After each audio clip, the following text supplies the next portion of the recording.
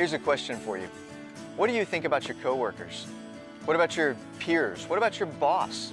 Are they your friends? Do you like them? Do you get along with them well? Or are they more of a frustration to you? That's an important question in our jobs, isn't it? Because no matter what our job is, we're always surrounded by people. And it's important how we treat those people and how we get along with them.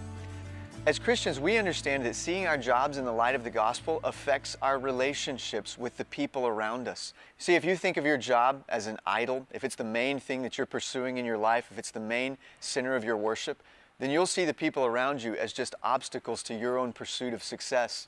Maybe you'll see your coworkers as people who want the same job that you want, the same promotion that you want.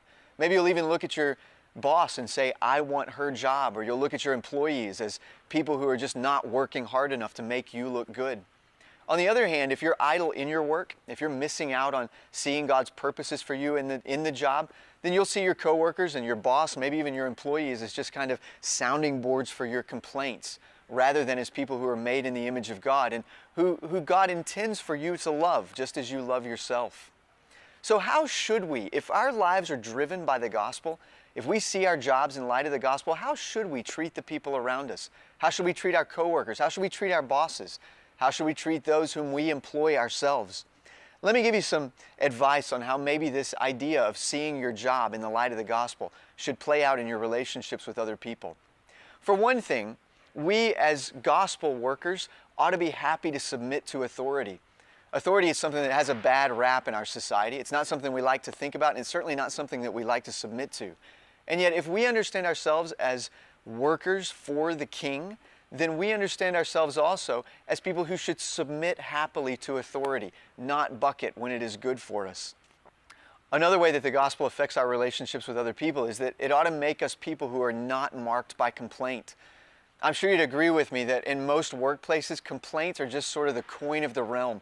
It's the way we talk to one another. We talk about how we don't like the work circumstances, or we don't like the boss, or we don't like the new policy.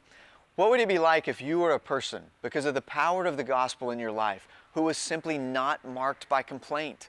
What if you were the kind of person who just did happily what the job required of you, even if you didn't think it was all that productive, but you did it simply because you're submitting happily to authority? My guess is that would adorn the gospel that you preach. Another way the gospel affects our relationships with our coworkers is that it can create in us a sense of godly competitiveness. Now that might surprise you, because a lot of people would look at the Christian life and say, well listen, that sort of ethic and that sort of life, doesn't it cut out any sense of competitiveness at all? I don't think so. I think it actually creates a sense of competitiveness in us that is not so much cutthroat as it is godly. So when you're pursuing a promotion, or when you're pursuing another job and there are other people who are competing with you for that job, what a Christian will do is not trip everyone around them in the race. They'll simply outrun the people who they're competing.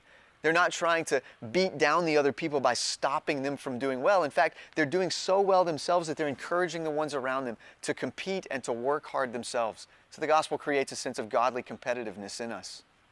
What about your relationship with your employees? Maybe you are the boss and you're the one who employs other people. How does the gospel affect the way you interact with your employees? Well, it teaches us as bosses to use authority in a godly way. It teaches us to understand authority correctly. So, for example, we need to remember as Christian bosses that authority comes from God. The authority that we have over our employees is not an authority that just comes from the company, and it's certainly not an authority that just comes from our own selves. No, if we have authority, it's because God has given that authority to us, and we're supposed to use that authority for the good of people around us. In that sense, we imitate Jesus, don't we, with our authority. Jesus had enormous authority. He said that he could have called 12 legions of angels down to rescue him from the cross, and yet he didn't do it. Always throughout his life, Jesus used the authority that he had for the good of the people around him, not to their detriment. And we as Christian bosses ought to imitate him in that and use our authority for good as well.